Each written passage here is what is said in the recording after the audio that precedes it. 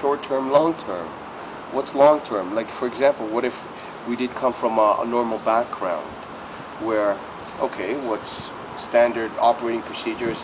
After high school, you go to post-secondary. You find a trade, you find a profession. And guess what? It's going to take maybe a year, 2, 3, or maybe even 4 years before you graduate. But after those 4 years, then you get into the world. But I did not come from that. Do you understand? A lot of these guys haven't come from that. So they don't understand what 4 years of hard work, of learning is all about. But you know what? By learning, at least this gives you the ability to pick something up that you have no knowledge in and acquire the knowledge. And if you can acquire knowledge in one thing, that means you have the capability of acquiring the knowledge for other things. How do you take somebody, though, for instance, that's been abusing, you know, heavy substances or alcohol for several years, has no high school education? How is it, do you think that's possible for them as well? Look, I mean, you're thinking, yeah, I'm questioning stigma, self-esteem, self-worth, self-respect, hopelessness, despair. Like, what about those kinds of things? Well, you're talking to one who has no high school education. Yeah, I'm talking to somebody without a high school education, and so are you. Right. So, what is it? I mean, you need a number of different things that keep you grounded. What? Okay, so tell us about your story. Don't worry about my story. My story's okay. Right now,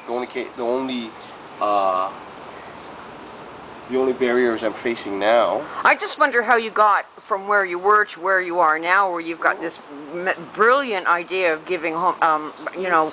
But this isn't the first time it's been done. What the difference is this time around, if there is a difference, is putting substance to it. It's not the aesthetics. It's not the ooh, look at the frame, or look at the type of camera that was used. This has nothing to do with the medium. The medium is, in fact, the people behind the camera. Okay. That's the message here. Okay. However you read into it, there are two types of people, and if you want to just treat it, it's easy. There's the understanding and the ignorant. The ignorant just choose to ignore. And it's okay. Everyone's entitled to be ignorant.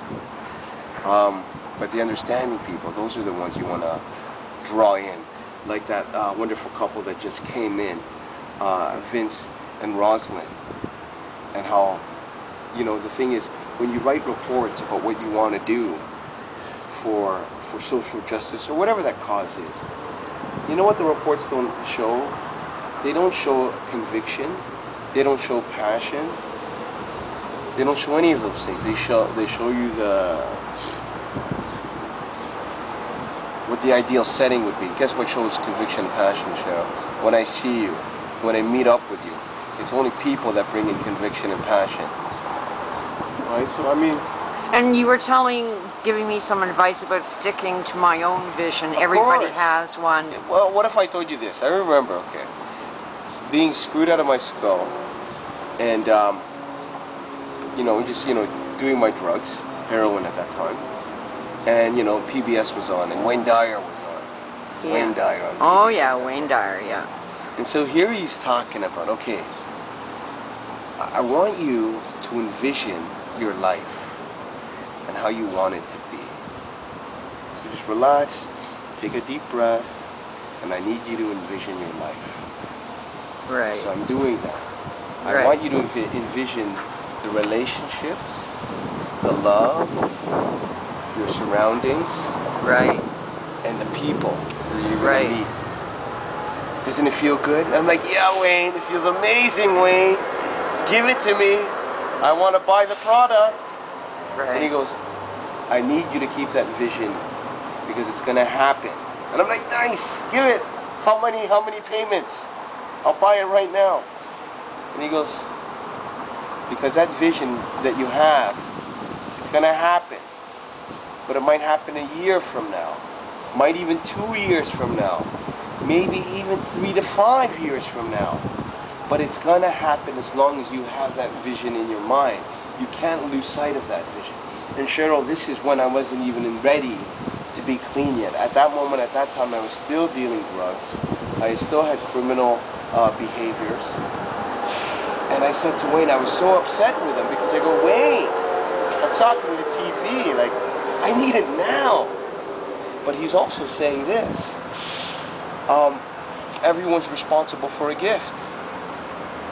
And you know what happens if you don't bring out this gift? Because you, Cheryl, are responsible for a gift. Everyone has a gift. But if you don't bring it out, the world will never experience it. So in many ways, I think this was the first notch going up the ladder where, you know what, okay, I'm not that odd because I do believe in better things.